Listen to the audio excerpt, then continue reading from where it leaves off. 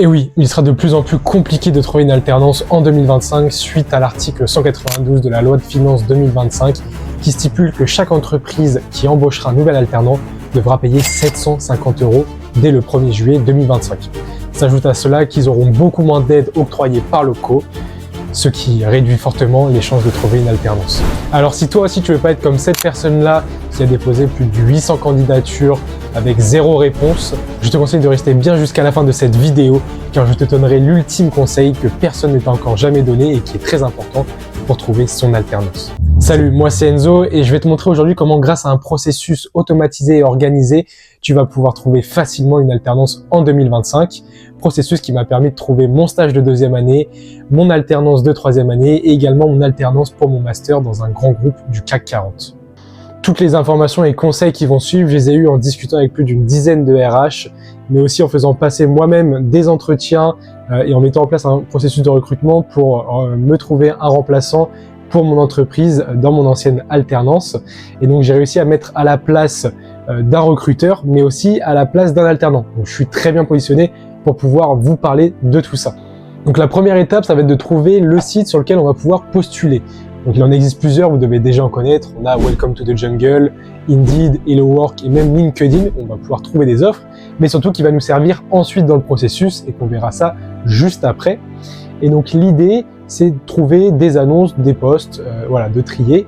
Et il existe aussi une méthode grâce à Google Alert qu'on va voir directement pour avoir des annonces d'alternance si jamais on en loupe.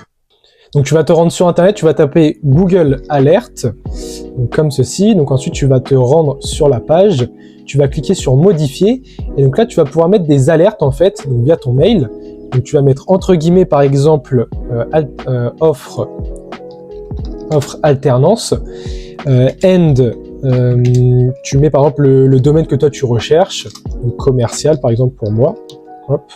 Et donc là ça va t'afficher toutes les offres, toutes les annonces qui sont publiées et ça va te donner une alerte par mail tous les jours pour pouvoir les postuler. Ça peut t'aider, ça peut toujours être intéressant si tu loupes des annonces si tu n'as pas le temps un jour ou l'autre. Donc ce qui va être important de comprendre pour son CV, c'est qu'une entreprise peut recevoir entre 100 et 1000 CV, même voire plus, par poste. Et donc le recruteur, vous pensez bien qu'il n'a pas le temps de regarder entièrement votre CV, mais il a besoin d'avoir les informations les plus importantes directement. Et donc quand on parle d'informations importantes directement, ça va être pas votre prénom-nom, même s'il faut le mettre, une belle photo qui est aussi important, où vous êtes bien habillé, bien apprêté, un petit QR code avec votre LinkedIn, mais surtout, il va falloir mettre ce que vous recherchez. Comme ça, il sait directement, en 5 secondes, il faut qu'il sache ce que vous recherchez, votre rythme, comment vous contacter, et puis vos expériences, tout simplement. Donc on va mettre recherche alternance domaine commercial, par exemple, ou alors domaine marketing, communication, etc. La durée de votre contrat que vous recherchez et le rythme, par exemple 3 semaines, 1 semaine, ou alors 2 jours, 3 jours, 1 semaine, 1 semaine. Et puis le contrat, le type de contrat que vous recherchez, qui est aussi très important. Ensuite, votre téléphone, mail, LinkedIn, voilà, vos informations pour qu'on puisse vous contacter. Un petit texte pour expliquer ce que vous recherchez. Vous êtes réactif, curieux, ambitieux, voilà, et vous recherchez pour votre master ou votre 3e année, peu importe. Et puis du coup, ensuite, on a les expériences. Donc les expériences, comment on va l'organiser? On va mettre d'abord l'intitulé du poste. Je sais que parfois certaines personnes mettent les formations avant les expériences, mais il faut savoir qu'aujourd'hui, les formateurs, les recruteurs regardent de plus en plus l'expérience avant l'école. Donc c'est pour ça que quand ils vont vous embaucher, ils vont pas vous embaucher parce que vous avez fait telle école qui se trouve à Paris alors qu'il y en a 10 000. Vous voyez, ce qui est important, c'est quelle expérience vous avez fait et pourquoi vous allez être utile pour ce poste-là. Donc mettre l'intitulé du poste, le nom de l'entreprise dans laquelle vous avez effectué cette expérience, l'adresse, la durée, mettre des chiffres. Très important, c'est de mettre des chiffres. Par exemple, si vous êtes en marketing, je sais pas, le nombre de campagnes que vous avez réalisées. En communication, le nombre de posts que vous avez fait et celui qui a marché. En commercial, combien vous avez rapporté d'argent à votre entreprise. Voilà, vous pouvez toujours trouver des chiffres et c'est super important. Ensuite, vous mettez l'émission que vous avez faite. Ça, vous répétez pour le nombre d'expériences que vous avez. Puis en dessous, la formation. Donc le nom de la formation, l'adresse, la durée, c'était quel type, le parcours que vous aviez, par exemple si vous aviez un parcours marketing digital, e-business ou entrepreneuriat, etc. Ensuite, du coup, vous allez mettre vos projets, très important. Je vous ai mis un exemple, par exemple, moi, création d'une chaîne YouTube avec 1,500 abonnés.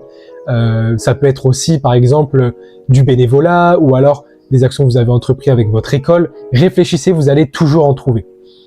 Et donc ensuite, les soft skills, donc votre capacité de négociation, par exemple, aisance à l'oral, et les hard skills, donc les logiciels que vous allez gérer, et ainsi que les langues, donc voilà, si vous parlez anglais, espagnol, français ou une autre langue, mais aussi vos passions, qui peut être important, et ça peut donner un petit point commun avec le recruteur qui va vérifier votre CV. Donc voilà, avec toutes ces informations-là, en 5 secondes, le recruteur peut savoir si vous allez être la personne adaptée au poste demandé. Donc on passe maintenant à la lettre de motivation. Qu'on soit clair, on sait que ça sert à rien, mais il faut quand même le faire parce que certaines entreprises vont la regarder. Et donc il va falloir être très intelligent sur cette partie-là, et c'est là qu'on va avoir besoin de ChatGPT. C'est-à-dire que prenons l'exemple par exemple de vous postuler à une annonce pour JCDecaux. Déjà vous allez changer à chaque fois le logo de l'entreprise pour laquelle vous postulez pour avoir cette personnalisation. Et le bas, vous mettez à chaque fois un truc classique pour pas vous embêter à changer à chaque fois. Par contre, le haut, généralement, les recruteurs vont lire que les premières phrases. Et donc, c'est là où il faut être impactant et leur donner envie de donner suite à votre candidature. C'est pourquoi vous allez vous rendre sur ChatGPT et vous allez lui demander donne-moi l'enjeu de cette entreprise-là et en quelques lignes, dis que j'ai compris leur enjeu et que je vais pouvoir les aider à atteindre cet objectif-là. Et ça va montrer que vous êtes renseigné d'une part sur l'entreprise, mais qu'en plus, vous savez comment vous allez pouvoir donner et résoudre cet objectif-là grâce à vos expériences. Et donc automatiquement, ça va donner un petit plus et vous différencier d'autres personnes. Donc ensuite, vous avez juste à changer ça à chaque fois pour chaque entreprise et comme ça, le tour est joué. Donc maintenant, on passe au fichier que vous allez devoir tenir à jour qui va être très important. Il faut vraiment que vous soyez organisé et que vous répertoriez à chaque fois toutes les annonces auxquelles vous avez répondu. Donc dans ce fichier-là, vous allez retrouver une partie, donc la première fiche, candidature première étape, avec le nom de l'entreprise, l'intitulé du poste, les missions, donc ça vous allez mettre le lien et vous allez comprendre pourquoi du poste, des missions, les fichiers demandés, donc type CV, lettre de motivation, le lieu du travail, la date du dépôt pour ensuite relancer, ça on verra aussi après, quelle plateforme, ça peut être utile, et ensuite la suite, donc est-ce que rendez-vous, est-ce que refus, voilà, il faut vraiment tenir à jour. Et donc pourquoi les missions, pourquoi mettre le lien? Si jamais un recruteur vous appelle et que vous dit oui bonjour, vous avez répondu à telle annonce, est-ce que vous êtes toujours intéressé, est-ce qu'on peut en discuter? Mais vous avez répondu à peu près 100 candidatures, vous avez oublié. Et donc vous allez dire ah oui je me rappelle, au final ça va se voir et la personne va dire, elle va pas vous donner suite, elle va dire bah désolé, on vous donnera pas de suite et vous aurez pas de rendez-vous. Au contraire, moi j'avais toujours mon fichier Excel d'ouvert. Dès qu'on m'appelait, j'allais sur mon fichier, je cliquais sur l'annonce en question et boum, j'avais toutes les missions qui étaient devant moi et je pouvais dire oui, alors j'ai aimé ci, j'ai aimé ça. Ça faisait beaucoup plus professionnel et beaucoup plus crédible. Et généralement, dans 90% des cas, on me proposait un rendez-vous et c'est là où je donnais tout et que ça marchait. Donc, il faut passer vraiment cette première étape de la RH, du premier appel. Et donc ensuite, vous allez dans la deuxième feuille, candidature deuxième étape, et là vous mettez l'entreprise avec laquelle vous avez obtenu un rendez-vous, le nom de la personne, la date, et la prochaine étape, ensuite par exemple deuxième rendez-vous avec le responsable, tout simplement. Il faut vraiment tenir à jour ce fichier parce que c'est ça qui va faire la différence et je suis quasi sûr que peu de personnes le font. Et donc ensuite, pour vous entraîner à pouvoir passer des entretiens, vous allez aller sur ChatGPT et vous allez lui demander « Pose-moi une vingtaine, une trentaine, une cinquantaine de questions qu'un recruteur pourrait me poser lors d'un entretien. » Et ensuite, on va faire un jeu, on va simuler un entretien, tu es le recruteur et je suis celui qui passe l'entretien. Tu vas me poser des questions et je vais devoir y répondre au mieux et en fonction, tu me diras si c'est bien, me faire un retour. Voilà, ça va te permettre de savoir si la réponse que tu pourrais donner en vrai pourrait être bien analysée et comprendre un petit peu si ta façon de penser est la même qu'un recruteur. Il faut vraiment se mettre à la place à chaque fois du recruteur, c'est ça qui va être important. Comprendre qu'est-ce qu'il attend et qu'est-ce qu'il va devoir être demandé sur ce poste-là. Surtout te projeter. Dire toujours, bah moi je m'y vois, dans 5-10 ans je serai comme ci, comme ça, et montrer que voilà, tu es carré sur ton projet, tu es mature et que tu vas pas pour rien, tu vas donner. Parce que eux, c'est ça qu'ils recherchent, plus qu'un alternant, on va pas se mentir, c'est quelqu'un qui est déjà très compétent sur le poste pour pouvoir être autonome à la fin du contrat. Et donc, une fois que vous avez fait votre CV, votre lettre de motivation et puis vous avez rempli le fichier, vous allez vous rendre sur LinkedIn et vous allez vous connecter à toutes les RH et aussi les alternants qui sont en poste sur les postes que vous souhaitez avoir pour essayer d'avoir déjà un petit plus et d'avoir des informations quant à l'avancée du processus. mais aussi ça vous permet de, si vous parlez et vous vous connectez avec une RH et qu'elle n'a pas encore fait le processus, une fois qu'elle va trier les CV, si elle tombe sur vous, elle se dira, tiens, cette personne-là, elle m'a envoyé un message, elle est motivée.